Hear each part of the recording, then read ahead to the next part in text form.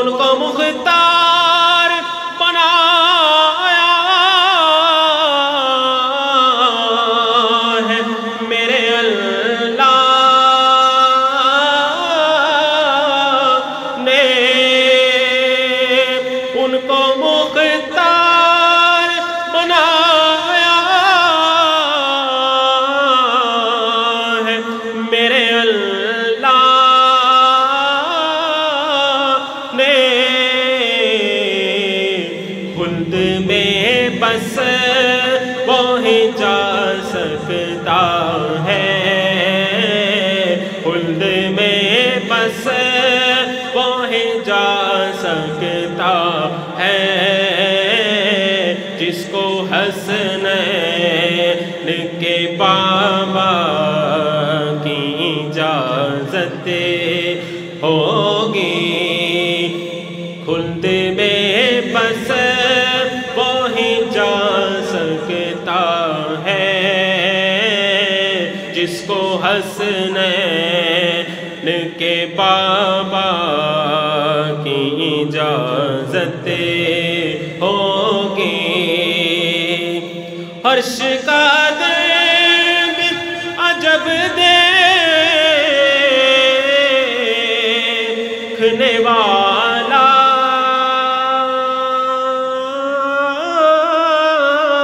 ہوگا،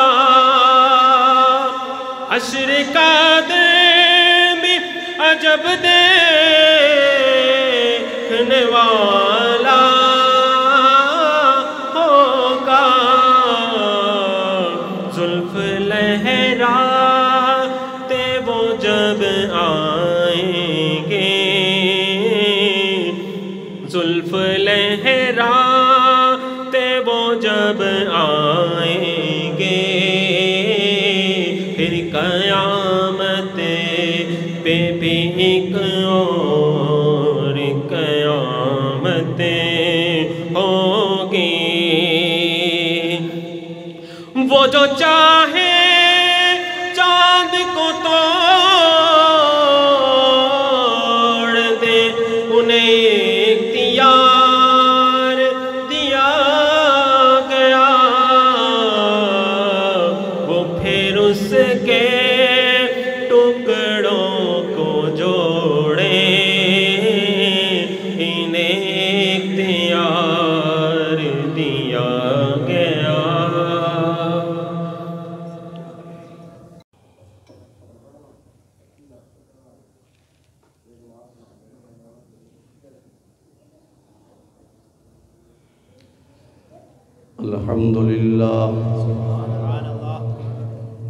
الحمد لله نحمده ونستعينه ونستغفره ونؤمن به ونتوكل عليه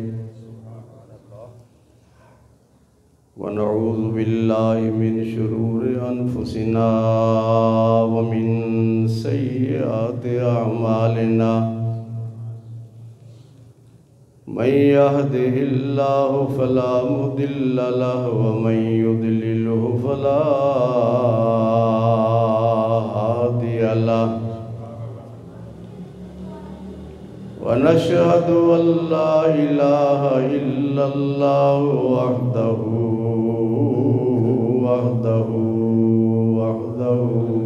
لا شريك له، لا ند له ولا ضد له ولا مثل له ولا مثال له، سرمدي أزلي أبدي دهري ديمومي، لا أول له ولا آخر له، ونشهد أن سيدنا وسندنا وحبيبنا وطبيبنا ومأوانا وملجأنا در الله المخزون سر الله المكنون نور الأفئدة والعيون سرور القلب المحزون عالم ما كان وما يكون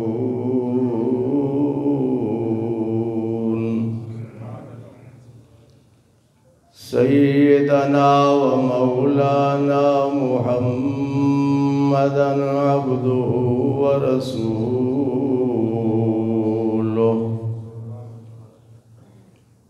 أما بعد فأعوذ بالله من الشيطان الرجيم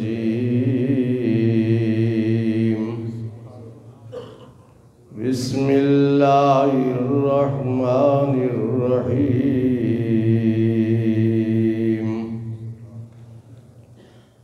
سبحان الذي أسرى بعبده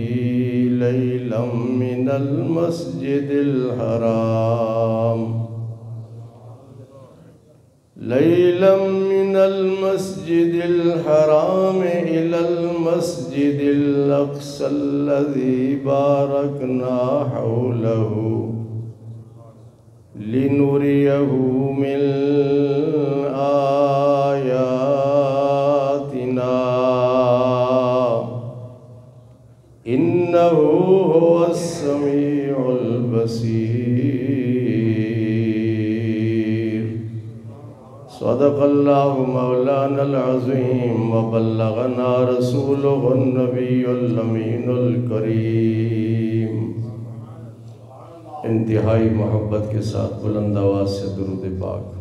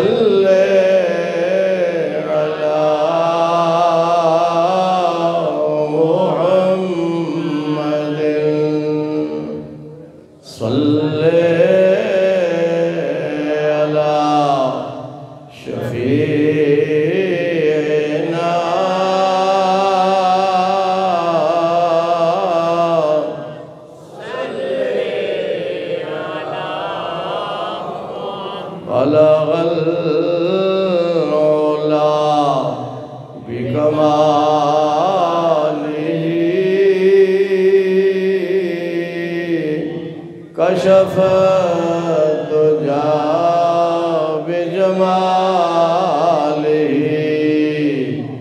حصلت جميع خصاله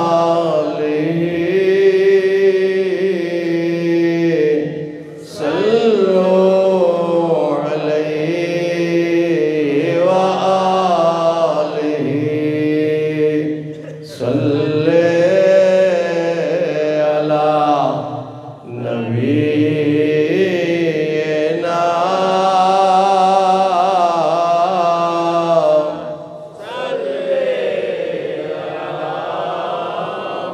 خسف القمر بجماله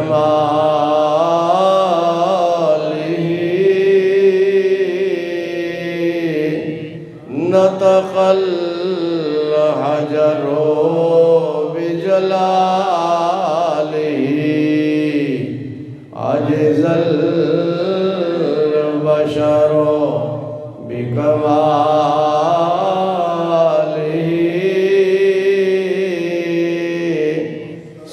صلوا عليه وآله صل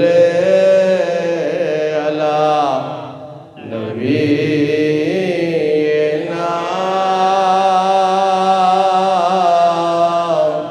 صل على محمد کرمد اہل والرضا بڑے اس بلا میں میری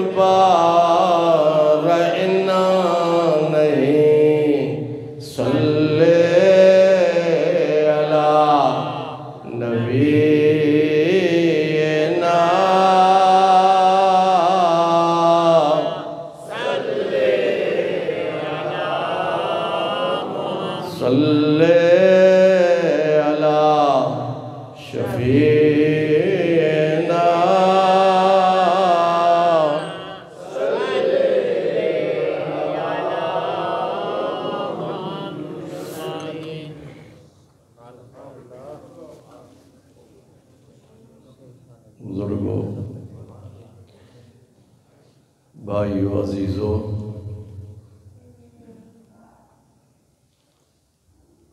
خطاب کا موضوع ہے معراج النبی صلی اللہ علیہ وسلم۔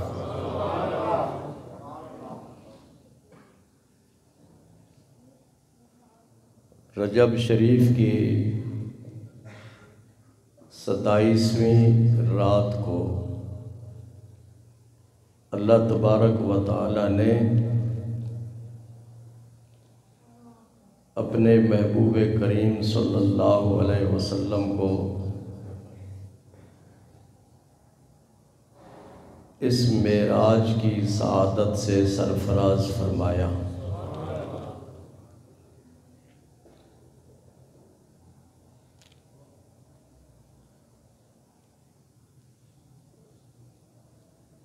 حضور صلی اللہ علیہ وسلم کا یہ سفر 3 حصوں پر مشتمل ہے۔ اس کے 3 حصے ہیں۔ پہلا حصہ ہے اس سفر کا مکہ مکرمہ سے بیت المقدس تک۔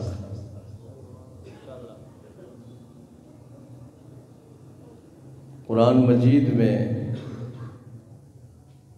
اس کو ان لفظوں سے ذکر کیا گیا: مسجد حرام سے مسجد اقصیٰ تک۔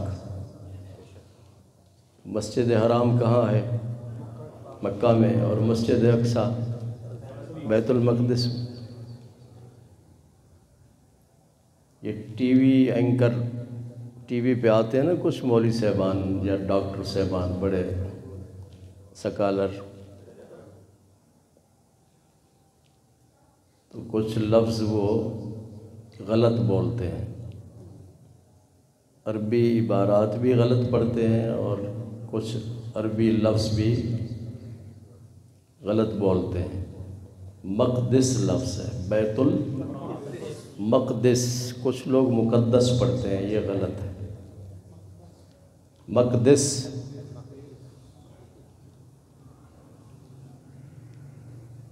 تو مسجد حرام سے لے کر مسجد اقصیٰ تک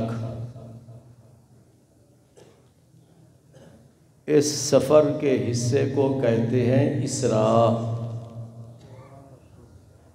منظور صاحب کیا کہتے ہیں؟ اسراء۔ الف،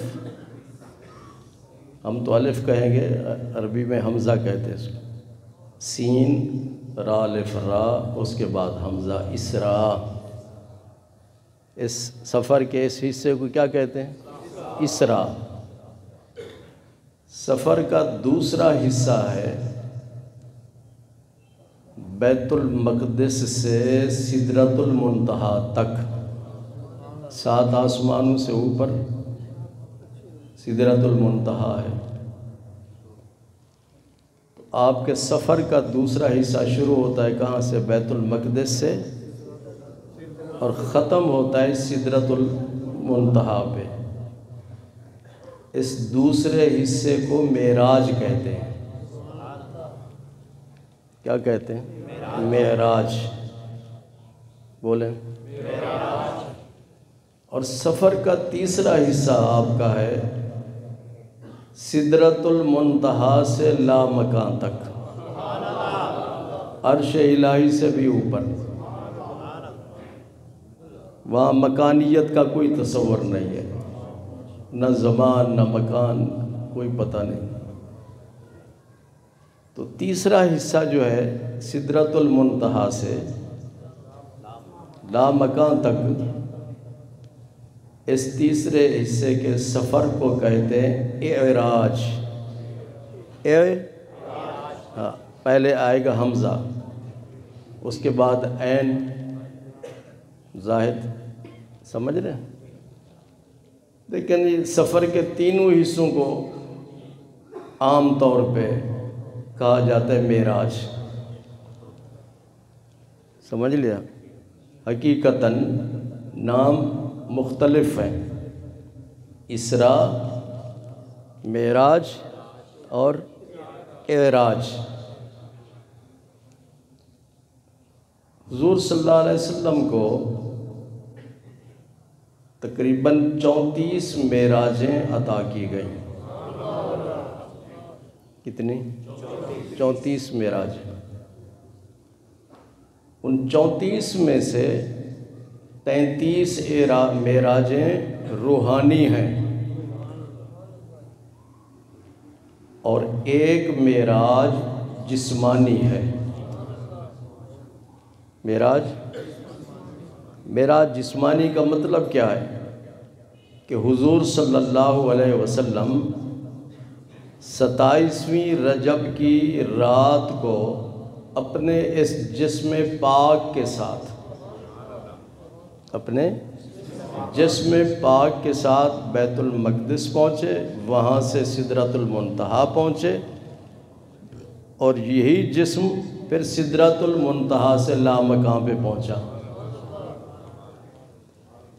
صرف روح اوپر نہیں گئی، جسم بھی ساتھ تھا۔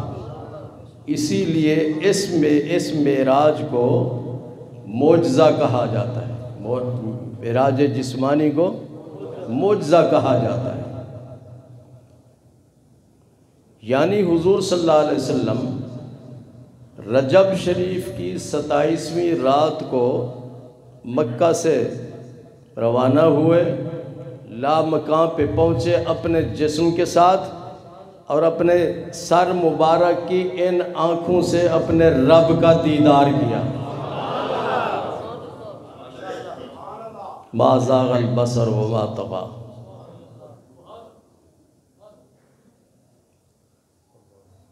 آج کی اس مختصر سے وقت میں یہ بتانا چاہتا ہوں کہ حضور صلی اللہ علیہ وسلم کو یہ معجزہ کیوں عطا کیا گیا، اس کا پس منظر کیا ہے۔ ہر معجزے کا، ہر نعمت کا کوئی نہ کوئی پس منظر ہونا چاہیے، کوئی اس کی وجہ ہونی چاہیے۔ تو آپ کے اس معراج شریف کا جو سبب بنا ہے نا، سبب اور وجہ، وہ ہے طائف کا سفر طائف۔ حضور صلی اللہ علیہ وسلم مکہ مکرمہ میں اسلام کی تبلیغ فرماتے رہے اور لوگوں کو توحید اور رسالت پر ایمان لانے کی دعوت دیتے رہے۔ یعنی لوگوں کو ارشاد فرماتے تھے کہ لوگوں اس حقیقت کو تسلیم کر لو دل سے، لا الہ الا اللہ، اللہ کے بغیر اس کائنات میں کوئی سچا خدا نہیں۔ مکے والوں نے بہت سارے پتھروں کو اپنا خدا بنا رکھا تھا۔ کسی کا نام لات تھا، کسی کا نام منات تھا، کسی کا نام عزا تھا، کسی کا نام ہبل تھا۔ تو بے شمار ان کے بت تھے پتھروں سے بنائے ہوئے، جو انہوں نے اپنے ہاتھوں سے وہ بت بنائے ہوئے تھے، ان کو اپنا خدا سمجھتے تھے۔ تو اللہ تبارک و تعالیٰ کی طرف سے حضور صلی اللہ علیہ وسلم یہ توحید کا پیغام لے کر آئے۔ کیا ہے پیغام توحید کا؟ کہ اللہ کے بغیر اس کائنات میں کوئی سچا خدا نہیں، سچا خدا صرف ایک ہے جس کا نام اللہ ہے، اس کو مانو، اور میں اللہ کا نبی اور رسول ہوں، میری نبوت اور رسالت کو تسلیم کرو۔ یہ پیغام آپ نے مکے والوں کو دیا۔ اس کے جواب میں مکے والوں نے، جن کو اللہ نے توفیق دی، کلمہ پڑھا اور توحید پر ایمان لائے، رسالت اور نبوت پر ایمان لائے،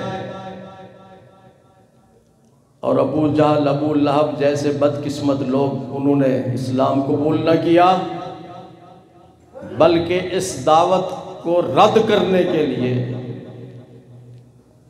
اس کے رد عمل میں انہوں نے مختلف قسم کی آپ کو ایذائیں دینی شروع کر دیں، تکلیفیں دینی شروع کر دیں۔ جنہوں نے اسلام قبول کیا ان کو بھی اذیتیں اور تکلیفیں دیں۔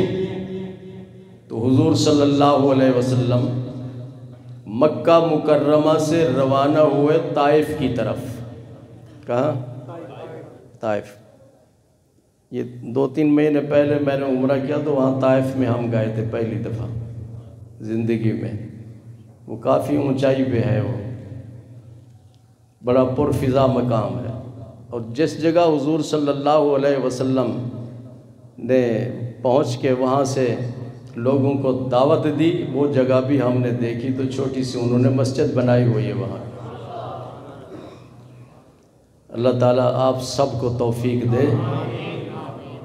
سعودی حکومت نے اب اجازت دے دی ہے سب کو، عمرہ کرنے والے ہوں یا حج کرنے والے ہوں یا جو لوگ وہاں وزٹ پہ آئیں تو وہ پورے ملک کا وزٹ کر سکتے ہیں، جا سکتے ہیں، جہاں بھی جانا چاہیں جا سکتے ہیں۔ پہلے پابندی تھی، نہیں جا سکتے تھے۔ حضور صلی اللہ علیہ وسلم نے طائف والوں کو اکٹھا کیا اور انہیں یہ پیغام دیا، لا الہ الا اللہ محمد الرسول اللہ۔ اور وہ بھی مشرک تھے، بتوں کی پرستش اور ان کی پوجا کرنے والے تھے، انہوں نے بھی اپنے اپنے خدا وہاں بنا رکھے تھے۔ تو انہوں نے بجائے اس کے کہ آپ کی اس دعوت کو قبول کرتے حضور صلی اللہ علیہ وسلم پہ پتھر برسائے، آپ کا جسم مبارک زخمی ہو گیا۔ اور وہاں پر ایک پتھر ہے پہاڑ پر، بڑا پتھر ہے، انہوں نے حضور صلی اللہ علیہ وسلم پر اسی پتھر کو نیچے گرانے کا ارادہ کیا، تو وہ پتھر نیچے نہیں گرا، لٹکا ہوا ہے، وہاں رک گیا، آگے نہیں آیا، وہ بھی پتھر موجود ہے وہاں پہ۔ تو حضور صلی اللہ علیہ وسلم کے جسم پاک سے خون نکل رہا ہے، تو اس وقت آپ کی خدمت میں فرشتہ حاضر ہوا جس کی پوری دنیا کے پہاڑوں پر ڈیوٹی ہے، ایڈمنسٹریشن جس کے پاس ہے، وہ فرشتہ حاضر ہوا، اسے کہتے ہیں ملک الجبال، پہاڑوں کا فرشتہ حاضر ہوا، عرض کرتا ہے یا رسول اللہ صلی اللہ علیہ وسلم، انہوں نے آپ کو اذیت دی ہے، تکلیف پہنچائی ہے، دکھ پہنچایا ہے، مجھے اجازت دیں کہ میں طائف کے ان پہاڑوں کو آپس میں ملا دوں اور ان تمام لوگ جو اس 2 پہاڑوں کے درمیان میں رہتے ہیں ان کو کچل کر رکھ دیں۔ حضور صلی اللہ علیہ وسلم کی خدمت میں پھر حضرت جبریل حاضر ہوئے، عرض کرتے ہیں یا رسول اللہ صلی اللہ علیہ وسلم، ہم اس دکھ اور اس تکلیف کو برداشت نہیں کر سکتے، آپ اجازت دیں، ہم اس طائف کی بستی کو اوپر اٹھا لیتے ہیں، آسمان تک لے جائیں گے، پھر اس کو الٹا دیں گے، یہ سب کے سب صفحہ ہستی سے مٹ جائیں گے۔ فرشتے ان کی تباہی اور بربادی کے لیے سرکار کی بارگاہ میں پیشکش کر رہے ہیں۔ اس وقت میرے آقا نے کیا جواب دیا؟ یہ آپ کے لیے اور تمام پاکستانیوں کے لیے، خاص طور پر حکمرانوں اور اپوزیشن والوں کے لیے یہ پیغام ہے حضور صلی اللہ علیہ وسلم کا۔ اتنی تکلیف دینے کے باوجود عرض کر رہے ہیں کہ اجازت دیں ہم ان کو صفحہ ہستی سے مٹا دیں۔ اس وقت حضور صلی اللہ علیہ وسلم نے ارشاد فرمایا، انا لم ابعث لعانا انما بعثت رحمتاً، رب نے مجھے تباہی اور بربادی کے لیے نہیں بھیجا، میرے رب نے مجھے ساری کائنات کے لیے رحمت بنا کر بھیجا۔ آج آپ کسی کو تھوڑی سی بات کر لیں، آگ بگولا ہو جاتا ہے، اگر اس کے پاس اسلحہ ہو تو اسلحہ نکال دیتا ہے اور فائر کر دیتا ہے، آدمی کو مار دیتا ہے، برداشت نہیں ہے ہمارے اندر۔ لیکن آقا کریم صلی اللہ علیہ وسلم جو کہ جن کو رب کائنات نے ساری کائنات کا مالک اور مختار بنایا، رب نے بنایا، آپ اجازت دیتے تو وہ صفحہ ہستی سے مٹ جاتے، ختم ہو جاتے، لیکن ارشاد فرمایا کہ مجھے امید ہے کہ ان کے اولادوں میں سے ایسے لوگ بھی پیدا ہوں گے جو اسلام کے داعی بنیں گے۔ اور آج دیکھ لیں وہاں حضرت عبداللہ بن مسعود کے نام پہ مسجد بنی ہے، اور وہ بادشاہی مسجد سے بھی بڑی مسجد ہے طائف۔ تو رحمت عالم نور مجسم صلی اللہ علیہ وسلم پھر وہاں سے ایک باغ میں تشریف لے گئے، انگوروں کا باغ تھا، اس کے مالک نے آپ کی خدمت میں انگور پیش کیے، اس کا نام اداس تھا۔ کیا نام؟ اس کے نام پر مسجد وہاں بنی ہوئی ہے، انگوروں کے باغ کے قریب، وہاں ہم نے نماز پڑھی۔ یہ حاجی صاحب جہاں سے بھی ساتھ تھے ہمارے، تو اس نے آپ کی خدمت میں انگور پیش کیے۔ آپ وہاں سے روانہ ہوئے، جب مکہ پہنچے تو اللہ تبارک و تعالیٰ نے حضرت جبریل علیہ السلام کو پیغام دیا۔ جبریل کو کیا پیغام تھا؟ ذرا غور سے سنیے۔ پیغام یہ تھا، ان اللہ اشتاق الی لقائک یا رسول اللہ، اللہ چاہتا ہے، اللہ چاہتا ہے کہ آپ میرے پاس تشریف لائیں، اللہ آپ سے ملاقات کرنا چاہتا ہے۔ ان اللہ اشتاق الی لقائک یا رسول اللہ، کتنا بڑا انعام ہے رب کی طرف سے۔ تو حدیث پاک میں ہے کہ حضور صلی اللہ علیہ وسلم آرام فرما تھے، تو حضرت جبریل علیہ السلام جب آئے تو اپنے نوری کافوری ہونٹوں سے سرکار مدینہ صلی اللہ علیہ وسلم کے قدموں کو بوسہ دیا۔ جب ٹھنڈک آپ کو پہنچی تو آپ بیدار ہو گئے، جب بیدار ہوئے تو آپ نے پیغام دیا کہ اللہ تبارک و تعالیٰ آپ کو اپنے پاس بلا رہا ہے۔ سمجھ رہے ہیں آپ؟ پھر کیا ہوا؟ حضرت جبریل علیہ السلام نے حضور صلی اللہ علیہ وسلم کے سینہ مبارک کی طرف اشارہ کیا، صرف اشارہ کیا، اشارہ کرنے سے حضور صلی اللہ علیہ وسلم کا سینہ مبارک چاک ہو گیا۔ یہاں تو ڈاکٹر جب اس کا دل کا آپریشن کرتے ہیں تو چھری کانٹا وغیرہ استعمال کرتے ہیں، کاٹتے ہیں سینے کو، لیکن وہاں کوئی چھری کانٹا استعمال نہیں کیا گیا۔ بخاری شریف کی حدیث ہے، لم یاسل الدم، اور خون کا ایک قطرہ نہیں نکلا، خون کا نہ تو کوئی چھری کانٹا استعمال کیا گیا اور نہ ہی خون کا ایک قطرہ نکلا۔ اب سوال یہ پیدا ہوتا ہے کہ وہاں طائف میں جب پتھر لگے تو جسم سے خون نکل رہا ہے، اور یہاں پورا سینہ چاک ہو رہا ہے، خون کا ایک قطرہ نہیں نکلا۔ وجہ کیا ہے؟ وجہ یہ ہے کہ حضور صلی اللہ علیہ وسلم بشر بھی ہیں اور نور بھی ہیں۔ کیا ہے؟ بشر بھی ہیں اور نور بھی ہیں۔ بشر انسان کو کہتے ہیں، اور نور سے اللہ تعالیٰ نے فرشتوں کو پیدا کیا ہے۔ فرشتے بھی نور ہیں، ان کے بھی جسم ہیں، لیکن نوری جسم ہے، ان کے جسم سے خون نہیں نکلتا۔ تو حضور صلی اللہ علیہ وسلم بشر بھی ہیں، نور بھی ہیں۔ آپ کی بشریت، انسانیت ہماری جیسی نہیں ہے۔ ہم انسان ہیں، ہمارے جسم کا سایہ ہے۔ آپ انسان ہیں لیکن آپ کے جسم کا سایہ نہیں تھا۔ ہماری تھوک میں بیماری کے جراثیم ہیں، لیکن آپ کے لعاب مبارک میں شفا ہی شفا ہے۔ ہمارے جسم سے نکلنے والے پسینے میں بدبو ہوتی ہے، اور حضور صلی اللہ علیہ وسلم کے جسم مبارک سے نکلنے والے پسینے میں خوشبو ہوتی ہے، اس خوشبو کا کستوری اور عنبر بھی مقابلہ نہیں کر سکتے۔ آپ چونکہ بشر ہیں،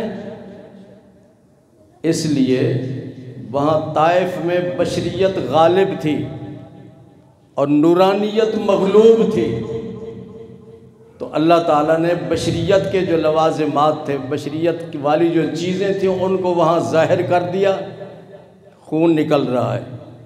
اور چونکہ یہاں پہ آپ نے لامکاں پہ جانا تھا، تو اس لیے یہاں نورانیت غالب تھی اور بشریت مغلوب تھی، تو خون کا ایک قطرہ بھی نہیں نکلا۔ تو اللہ تبارک و تعالیٰ نے، یہ رب کی قدرت ہے، اللہ کی قدرت ہے، اور اس قدرت کا کوئی اندازہ نہیں لگا سکتا۔ اسی لیے اس نے کہا سبحان الذی اسریٰ بعبدہ، پاک ہے وہ ذات جس نے اپنے بندے کو سیر کروائی۔ آپ کو لے جانے والا کوئی آج کا بنایا ہوا راکٹ یا کوئی ایسی چیز نہیں تھی، اللہ فرماتا ہے میں لے گیا۔ اور پھر اللہ کے کتنے نام ہیں مشہور؟ 99 نام ہیں۔ ان 99 ناموں میں سے اللہ تعالیٰ کا نام اللہ بھی ہے، واحد بھی ہے، جی جبار بھی ہے، قہار بھی ہے، رزاق بھی ہے، غفار بھی ہے، غفور بھی ہے، رحمان بھی ہے، رحیم بھی ہے۔ ان 99 ناموں میں سے اللہ تعالیٰ نے اور کوئی نام یہاں پہ استعمال نہیں فرمایا، بلکہ یہ نام فرمایا سبحان۔ یہ اللہ کا نام ہے، کس کا؟ اس کا معنی ہے اللہ ہر قسم کے عیب سے پاک ہے۔ سبحان کا کیا معنی؟ اللہ ہر قسم کے عیب سے پاک ہے۔ آسمان پر کسی کو لے جانے کی اگر طاقت نہ ہو تو یہ عیب ہے، جی لامکان پہ لے جانے کی طاقت نہ ہو تو یہ بھی عیب ہے، سدرۃ المنتہا تک لے جانے کی طاقت نہ ہو تو یہ بھی عیب ہے، اور اللہ ہر قسم کے عیب سے پاک ہے، وہ قادر مطلق ہے۔ اسی لیے اللہ نے سبحان کا لفظ استعمال فرما کر لوگوں کے منہ بند کر دیے اور بتا دیا کہ میں ہر قسم کی طاقت کا مالک ہوں، اور اس قدرت اور اس طاقت کی وجہ سے میں اپنے محبوب کے جسم پاک کو زمین سے لے کے لامکان تک پہنچایا۔ کسی قسم کی رکاوٹ وہاں موجود نہیں تھی، کیونکہ وہ تو قادر مطلق ہے۔ بات سمجھ آ گئی؟ تقریر کا خلاصہ یہ ہے کہ 27 رجب کو آپ کو حضور صلی اللہ علیہ وسلم کو معراج کی نعمت سے سرفراز کیا گیا۔ مکہ مکرمہ سے لے کر بیت المقدس تک سفر کا پہلا حصہ اس کو کہتے ہیں اسراء، اور سفر کا دوسرا حصہ ہے بیت المقدس سے سدرۃ المنتہا تک، اس کو کہتے ہیں معراج، اور سدرۃ المنتہا سے لامکان تک سفر کے اس تیسرے حصے کو کہتے ہیں اعراج۔ اور آپ کو یہ معجزہ کیوں عطا کیا گیا؟ سفر طائف کی وجہ سے آپ نے دکھ درد تکلیف کو برداشت فرمایا، اس پہ صبر کیا، اس صبر کے نتیجے میں اللہ تبارک و تعالیٰ نے آپ کو لامکان پہ بلا کر اپنا دیدار کروایا۔ باقی مضمون انشاءاللہ آئندہ جمعۃ المبارک کے خطاب میں۔ وآخر دعوانا الحمدللہ۔